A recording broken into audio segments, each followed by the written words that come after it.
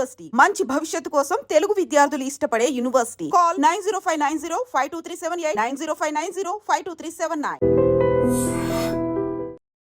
తప్పు చేసిన వాళ్ళు రుజువులతో సహా దొరకాలే గాని నేను ఊరుకుంటానా? తాటొల్చేను వాడి సంగతి నాకు వదిలిపెట్టి నువ్వు పిల్లోని జాగ్రత్తగా చూసుకో. అనాథగా కన్నవాళ్ల ప్రేమకు దూరమైన నువ్వు నీ బిడ్డను మరో అనాథన చేయబాక. నీ మాస్టర్గా చెప్తున్నా, ఉద్రేకాన్ని మరిచిపో. చాలే ఊరుకోవయ్యా. విజయవారి హత్య కేసు ఏమైందయ్యా?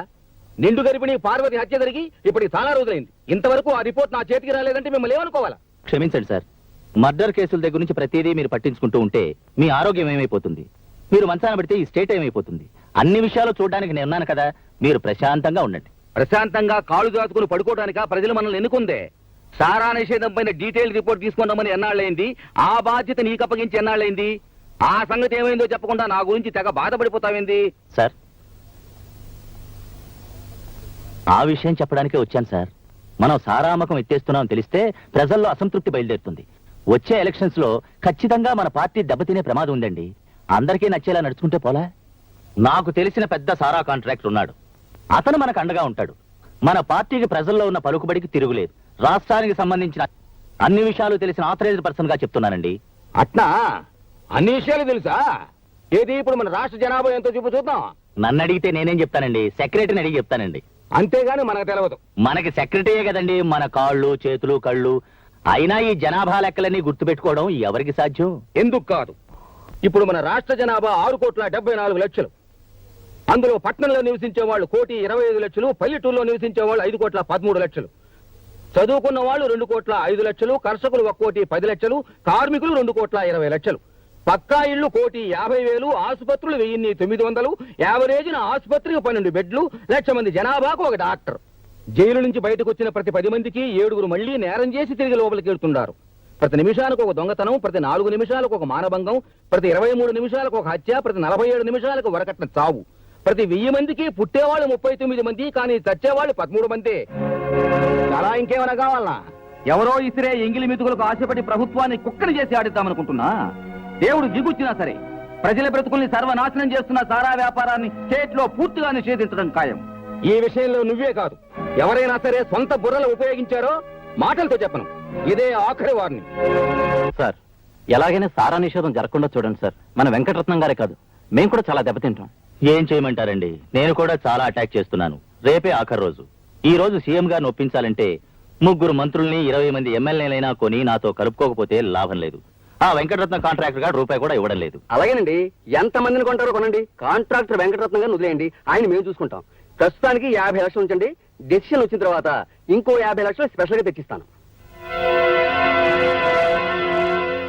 నమస్కారం సార్. నమస్కారం సార్. నమస్కారం సార్. ఏంది హోమం, మొత్తం ఒకేసారి కట్టకట్టుకుని వచ్చినారు? ఇరిగేషన్ ఎడ్యుకేషన్ కూడా వచ్చినారే? ఎమ్మెల్యేలు కూడా వచ్చారు, ఇంకా చాలా మంది బయట ఉన్నారు. ఏ లోపల చోట్లేదనా? సరే సరే, ఏంది విషయం? చెప్పడానికి చాలా ఉందండి. సారామకాన్ని నిషేధించే విషయంలో నా అభిప్రాయాన్ని మీకు ఎన్నోసార్లు చెప్పాను. నేనేదో మీకు చెడు చెప్పినట్లు మీరేమో నా మాట పట్టించుకోవడం లేదు. మిగిలిన మంత్రులు ఎక్కువ మంది అభిప్రాయం మీకు వ్యతిరేకంగా ఉందని తెలియపరచడానికే వీళ్ళందరినీ ఇక్కడ తీసుకొచ్చాను. మంది ప్రజాస్వామ్యం కదండి, తేడా వచ్చిందంటే మొత్తానికే తేడా వస్తుంది. ఆలోచించుకోండి. ఆలోచించాను, వాళ్ళు కూడా ఆలోచించుకునే వచ్చారు. చెప్పండి చెప్పండి అయ్యా, చెప్పండి. చెప్తామండి, మాకు భయం ఏంటి? మన హోమ్ మినిస్టర్ గారు చెప్పింది కరెక్ట్ అని చెప్పడానికి తల 5 లక్షలు ఇచ్చారు. మిగిలిన వాళ్ళందరికీ తల 1 లక్ష ఇచ్చారండి. అవునండి, రేపు ఇంకా ఇస్తామన్నారండి. ఇందాక మీరు చెప్పిందే కదండి. మీరు చెప్పినట్టే నమ్మించి తీసుకొచ్చామండి. అవునండి, నువ్వు వాళ్ళతో మాట్లాడాక వాళ్ళు నాతో మాట్లాడారయ్యా. నిన్ను ఇక్కడికి లాక్రమని చెప్పింది నేనే. ఇది ప్రజాస్వామ్యం అంటే. అవునా? అబద్ధం అండి, ఇదంతా అబద్ధం. వీళ్ళు నా మీద కక్ష కట్టారు. నన్ను వీళ్ళు ముందుకు వచ్చి వీళ్ళంతా వెనక్కి ఇదంతా ఓ కట్టు కదా. అట్నా? ఆ కట్టు కథలోని పెట్ట కథ కూడా నా గుప్పెట్లోనే ఉంది. సుధా, ఏ పని చేయి. సార్, ఎలాగైనా సారా నిషేధం జరగకుండా చూడండి సార్. మన వెంకటరత్నం గారే కాదు, మేము కూడా చాలా దెబ్బతింటాం. ఏం చేయమంటారండి, నేను కూడా చాలా అటాక్ చేస్తున్నాను. రేపే ఆఖరి రోజు. ఈ రోజు సీఎం గారిని ఒప్పించాలంటే 3 మంత్రుల్ని 20 మంది ఎమ్మెల్యేలైనా కొని నాతో కలుపుకోకపోతే లాభం లేదు. ఇప్పుడేమంటావు? నువ్వు 7 సముద్రాల అవతల ఎదవ పని చేసినా నేను రికార్డు చేయగలను. అందరూ నీలాంటి ఎదవలనుకున్నావు ఆ డబ్బు కక్కుర్తుపట్టడానికి. ఇది నా మినిస్ట్రీ. సారా కాంట్రాక్టర్లకి స్టేట్ ను దారాదత్తం చేస్తా. ఈ క్షణమే సారా లైసెన్సులు మొత్తం క్యాన్సిల్ చేస్తున్నా. నేను ఈ అవకాశం కోసమే ఎదురు చూస్తున్నాను. ఇంకొక క్షణం నువ్వు మినిస్టర్ గా ఉండడానికి వీల్లేదు. వెంటనే రాజీనామా చేయి. అంటే నేనంత చేతగాని వాడు అనుకుంటున్నారా? నేను ఆ ప్రయత్నంలోనే ఉన్నాను. ఎంతైనా నేను పబ్లిక్ మనిషిని కదా, మీ అంత తొందరపడకూడదు. ఆయనకి ఏమైనా జరిగిందంటే అంతా నన్నే అంటారు, అది ఆలోచిస్తున్నాను. ఏంది వయ్యా ఇంకా ఆలోచించేది? అంతా నేను చూసుకుంటా. November 14 spot. బ్యాక్గ్రౌండ్ ఫైనాన్స్ మీరు చూసుకోండి, సీఎం సంగతి నేను చూసుకుంటా. ఓకే? అవునండి, వాళ్ళ ప్రయత్నాలు చూస్తుంటే నాకేదో భయంగా ఉంది. చాలా పెద్ద ఎత్తున కుట్ర పన్నుతున్నట్టు అనుమానంగా ఉంది. నువ్వు చూసినప్పుడు నీలకంఠ మనుషులు అక్కడ ఉన్నారా? ఉన్నారు. వాళ్ళని గుర్తుపట్టగలవా? తప్పకుండా గుర్తుపట్టగలను. చెప్పండి, అక్కడ జరిగిన రాజకీయం ఏమిటి? చెప్పండి. ఏంది మమ్మల్ని పరిచయం చేస్తావు? మేము హోమ్ మినిస్టర్ ఇంటికి గణపతి నవరాత్రి చందాకెళ్ళాం. మాకేం తెలియదు. తెలీదా? తెలవదు. తెలీదా? తెలవదు. తెలీదు. తెలీదు. తెలీదు.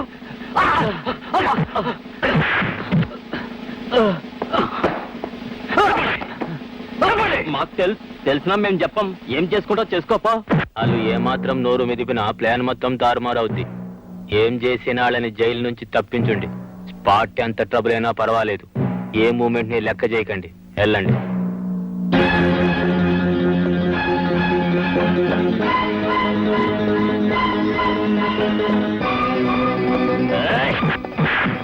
నీలకంఠ మనుషులు మా మనుషులు విడిపించుకోవడానికి వచ్చాం.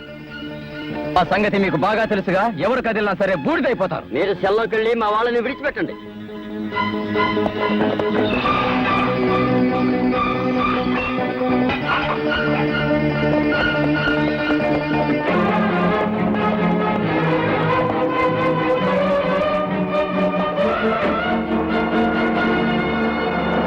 బాప్రే, ఎంత పరిశ్రమ చేసిండు. మీరు నిజం చెప్పేశారమని ఎంత భయపడ్డామో తెలుసా? అసలు వాళ్ళకి ఏం చెప్పారో చెప్పండి. మీరు ఈ పాటికి విషయం అంతా చెప్పేసి ఉంటారని ప్లాన్ అంతా మార్చేశాడు. అంటే సీఎం ని నవంబర్ 14 చంపడం లేదా?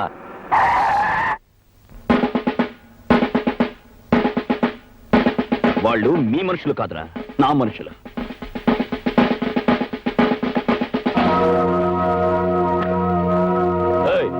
వీళ్ళని తీసుకెళ్ళి లోపల పారేయండి రా.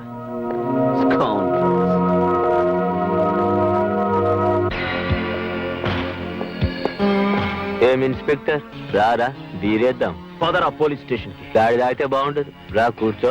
నీతో ఆడుకోవడానికి రాలేదురా రాస్కల్, అరెస్ట్ చేయడానికి వచ్చా. పిచ్చాడా, నువ్వు ఎన్నిసార్లు మా చేతులకి ఓడిపోలేదు. ఇంకా బుద్ధి రాలే. మేం పెట్టింది తిని మా కాళ్ళ దగ్గర పడుండు. ప్రాణాలతోనైనా బతుకుతావు, లేదా పాటెట్టేస్తాం. వారెంట్ ఉన్నది. వారెంట్లు గీరెంట్లు ఏమీ లేవు. It's my own decision. ఎవరు అడ్డం వచ్చినా వదల్లా. పదరా.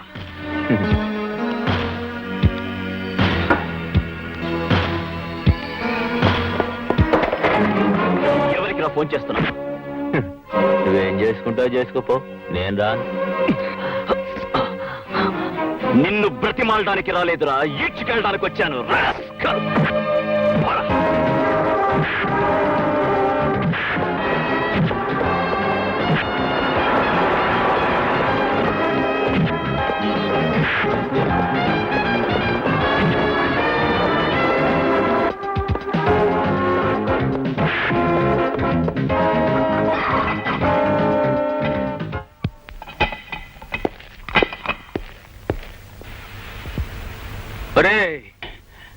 అన్నా, మనం గీడ నుంచి తప్పించుకోవాలంటే ఒకటే మూమెంట్. ఏంది?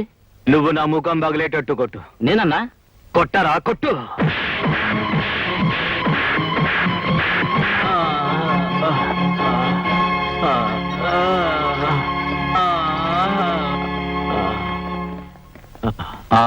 చూడండి నీలకంఠం గారు, మేము జర్నలిస్టులం.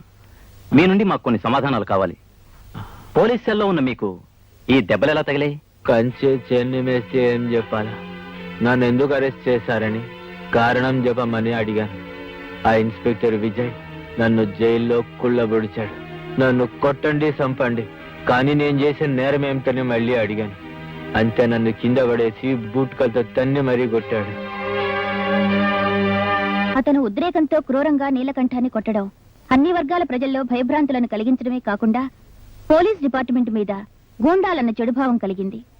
ప్రతిపక్షాలు, రాజకీయ వర్గాలు, మహిళా మండలులు అన్నీ ఈ చర్యను తీవ్రంగా ఖండించాయి. చిన్నప్పటి నుంచి వాడంతే. ఉద్రేకం వస్తే వాడు ఏం చేస్తాడో వాడికే తెలియదు. మనిషిగా తప్పు చేస్తే మందలించొచ్చు, కానీ ఆఫీసర్గా తప్పు చేస్తే ఊరుకోవడానికి వీల్లేదు. వెంటనే పిలిపించు. సార్, ఇంక ఈ విషయంలో నన్నే అడగద్దు. వాణ్ణి అరెస్ట్ చెయ్యాలి, చేశాను. అంటే ప్రభుత్వం నీకు అధికారం ఇచ్చింది నీకు నచ్చని వాళ్ళందరినీ జైల్లో తీయడానిక? ఒక్కడు నీ గురించి మంచిగా చెప్తున్నారా? ఏ పేపర్ చూసినా న్యూసెన్సే. సార్, లంకకెళ్లి రాక్షసులను అడిగితే రాముణ్ణి కూడా దోషే అంటారు. ధనం చేతిలో ధర్మం బందీ అయినంత కాలం నాలాంటి వాడందరికీ విరోధి అవుతాడు. ఏంది పెద్ద ధర్మపణాలు చెప్తున్నావు? ఏ ధర్మం ప్రకారం అతను అరెస్ట్ చేసినావు? మానవతా ధర్మం ప్రకారం. ఇంతకీ అతను ఏం నేరం చేశాడో చెప్పు. నేరం చేస్తాడని. నేను చాలా సీరియస్ గా అడుగుతున్నాను, చెప్పు. ఏంది అతను చేసిన నేరం? అది మీకు చెప్పకూడదనుకున్నాను సార్, కానీ ఇప్పుడు తప్పడం లేదు. ఆ నీలకంఠం మాజీ హోమ్ మినిస్టర్ కలిసి మిమ్మల్ని హత్య చేయడానికి కుట్ర పన్నారు. అని కలగన్నావా, నువ్వు ఊహించుకుంటున్నావా? ఇది ఊహ కాదు, కళ కాదు, నిజం సార్. మిమ్మల్ని దక్కించుకోవడం నా బాధ్యత. నన్ను దక్కించుకోవడానికి నువ్వెవరు? నేను వాడి చేతిలోనే చావాలన్న నుదుట రాసుంటే ఆ దేవుడు కూడా నన్ను కాపాడలేడు. నా సంగతి నువ్వు పట్టించుకోబాక. సెక్రటరీ, సార్ ఆ నీలకంఠాన్ని తక్షణమే రిలీజ్ చేయమని డీజీ ఫోన్ చేయి. సార్, తొందరపడమని రిలీజ్ చేయకండి సార్. జై, నువ్వు ఇంకొక మాట కూడా మాట్లాడటానికి వీలేదు. బాధ్యత మర్చిపోయి ఒక రౌడీలా ప్రవర్తించినందుకు నేను సస్పెండ్ చేస్తున్నాను. ఈ పరిస్థితిలో డిసిషన్ తీసుకోకండి సార్. నేను మిమ్మల్ని కాపాడుకోలేకపోతాను సార్. మీరు కావాలంటే ఆ తర్వాత నన్ను ఏమో చేయండి సార్. ఈ టెన్షన్ రిలాక్స్ అయ్యే వరకు నన్ను సస్పెండ్ చేయకండి sir. Sir please sir, please sir. ఒకప్పుడు స్టూడెంట్ గా సస్పెండ్ చేసిన నిన్ను ఇప్పుడు ఉద్యోగస్తుడిగా సస్పెండ్ చేయక తప్పడం లేదు.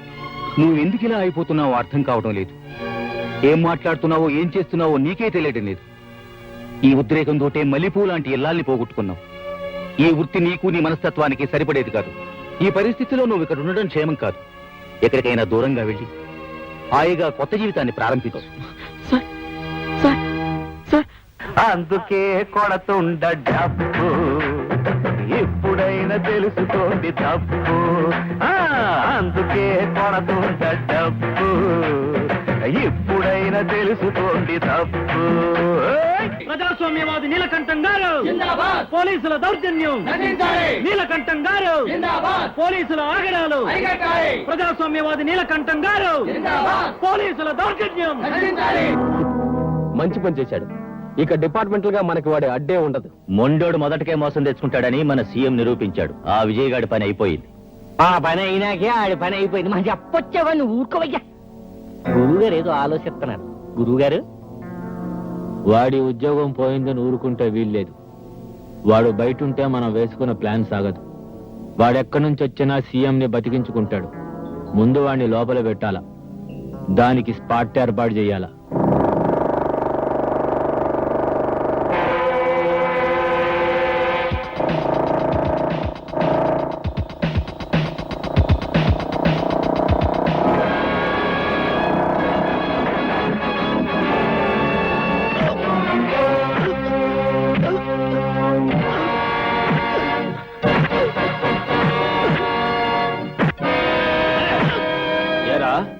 మమ్మల్ని ఏరి పారేస్తావు.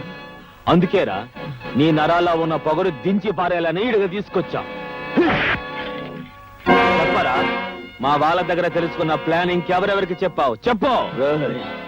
ఎవరితోనూ చెప్పక్కర్లేదురా. మీ అందరి పతనం నా ఒక్కడి చేతుల మీదగానే జరగాలి, జరిగి తీరుతుంది. ఏయ్, ఏందిరా నువ్వు మమ్మల్ని పత్రం చేసేది? గోవిందు,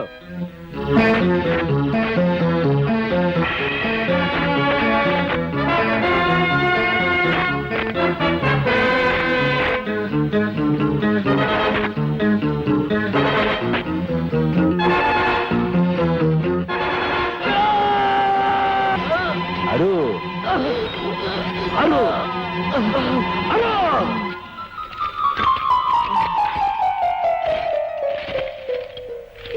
బద్మాష్ని. ఇక వీడి గొడవ మనకుండదు. రేపు ఉదయం ఆ సీఎం సావడం ఖాయం.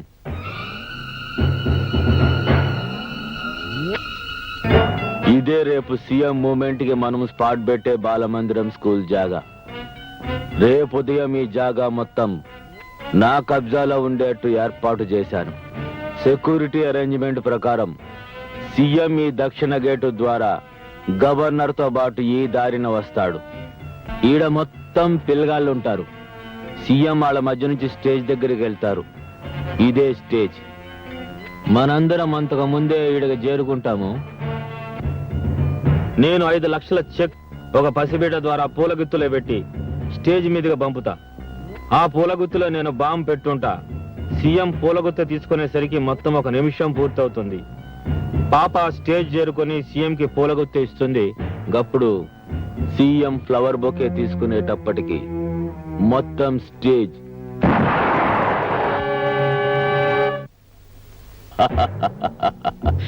కాలి బూడిదైపోతుంది. ఇదిగో డిఐజీ గారు, రేపు సెక్యూరిటీ పోలీస్ గా మన మనుషుల్ని వేసే బాధ్యత మీది. ఇదిగో కృష్ణారావు గారు, సీఎం కి మంచిగా మాటలు చెప్పి అనుమానం రాకుండా కారులో ఫాలో అయ్యే వంతు నీది. దీనికి ఎన్ని పైసలు ఖర్చైనా ఏ క్షణాన్నైనా ఇసరడానికి నువ్వు సిద్ధంగా ఉండాలి. ఉండాలి.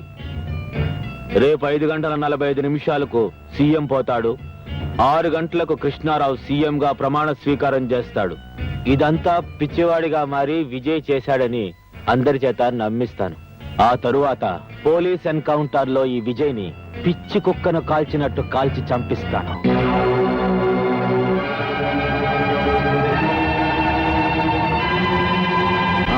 ఫంక్షన్ టైం అయింది, వెళ్దాం పదండి. నమస్కారం సార్. ఏమయ్యా రాజులో, ఎట్టా ఉందో నీ నియోజకవర్గం? చాలా బాగుంది సార్. వెళ్ళి చూసి వచ్చావా, విని చెప్తుండవా? పొరపాటు అయిపోయింది సార్. ఈసారి తప్పకుండా చూపిస్తాను సార్. నమస్కారం సార్. అరే నువ్వా? ఎన్నాళ్ళ కనిపించావయ్యా హోము, బాగున్నావా? అదేంటి సార్, నేను మాజీని కదా. చూడు, నేను మనుషుల్లో మార్పు రావాలని కోరుకుంటాను గాని ఎవ్వరూ మాజీలు కావాలని కోరుకోనయ్యా. సార్, మా పూర్వీకులు పొలిటికల్ గా చాలా పేరు తెచ్చుకున్నారు. కానీ నేను మీ దగ్గర చెడ్డ పేరు తెచ్చుకున్నాను. డబ్బుకి కక్కుర్తిపడి సంస్కారాన్ని మర్చిపోయాను. మాస్టారు, నన్ను కూడా మీ స్టూడెంట్ అనుకోండి. మీరొక్కసారి నా భుజం తట్టి క్షమించానని ఒక్క మాట అంటే వెంటనే నేను మా ఊరెళ్ళిపోయి ఈ రాజకీయాల నుంచి విరమించాలనుకుంటున్నాను మాస్టారు.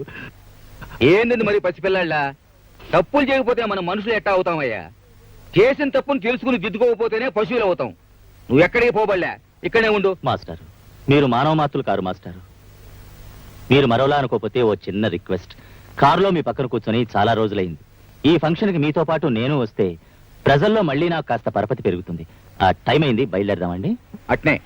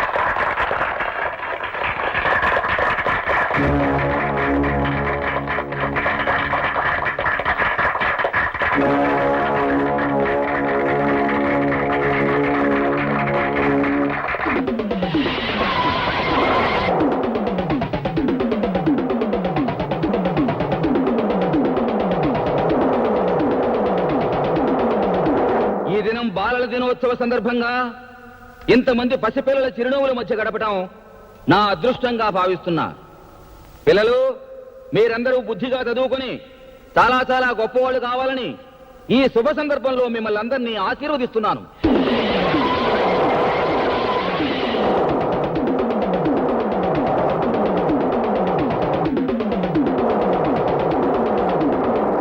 సార్, నాకు మాట్లాడడం అంతగా తెలియదు. మాట్లాడేది నిర్మోహమాటంగా మాట్లాడడం ఒకటే తెలుసు.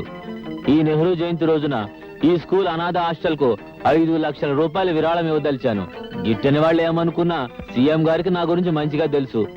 అందుకే ఈ డొనేషన్ తీసుకోవాల్సిందిగా రిక్వెస్ట్ చేస్తున్నా. అలాగే.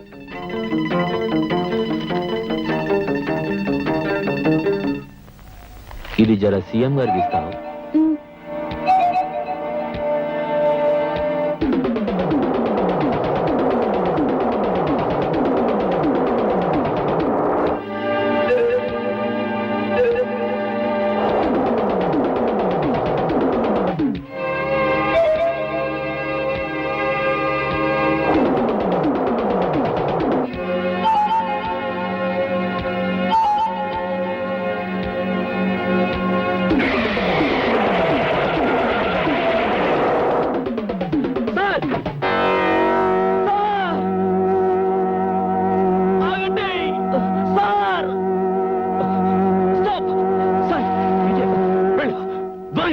విజయ్, సార్, నువ్వు ఇక్కడికి ఎందుకు వచ్చావు?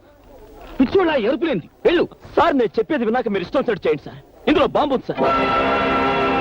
ఏం చూడలేదు సార్, చూడండి sir. See, sir. See.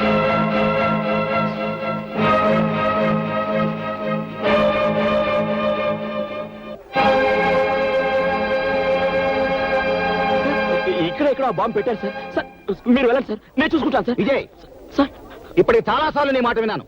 Inspector, sir, వీరికేదో పిచ్చి పట్టినట్టుంది. తీసుకెళ్ళండి. నన్ను వదలండి సార్. నా మాట నమ్మండి సార్. తీసుకెళ్ళండి. సార్, ఇదంతా ఒక కుట్ర సార్. సార్, నన్ను నమ్మండి సార్. Please sir. ఏమిటిది ఇలా జరిగింది? అనుమానం వచ్చి స్పాట్ మార్చిన.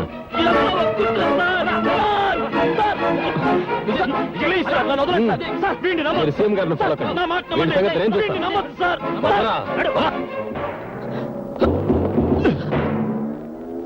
ఎందుకురా వెర్రి కేకలు, పిచ్చి తపన, అర్థం లేని పరీక్షాన్ అవుతావు. నువ్వేమీ చేయలేవు. జనం నిన్ను పిచ్చోడు అనుకుంటున్నారా? మేమింకొద్ది క్షణాల్లో ఇక్కడే ఈ చోటే ఖచ్చితంగా చంపుతున్నాం. ఇది నిజం రా. మేం సీఎంని చంపుతున్నామని మాత్రమే నీకు తెలుసు, కానీ ఆయన్ని ఎలా చంపుతావన్నది మాకు మాత్రమే తెలుసు. ఇప్పుడు నువ్వు పిచ్చి కుక్కవి, ఏమీ చేయలేవు. పోరా పో.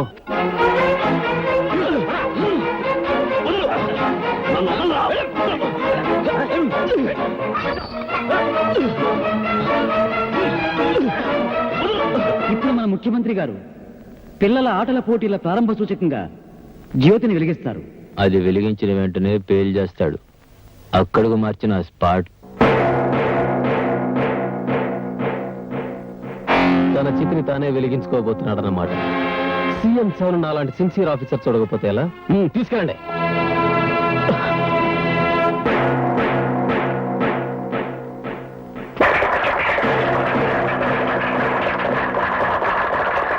తన చితిని తానే వెలిగించుకోబోతున్నాడు అన్నమాట. తన చితిని తానే వెలిగించుకోబోతున్నాడు అన్నమాట. తన చితిని తానే వెలిగించుకోబోతున్నాడు అన్నమాట.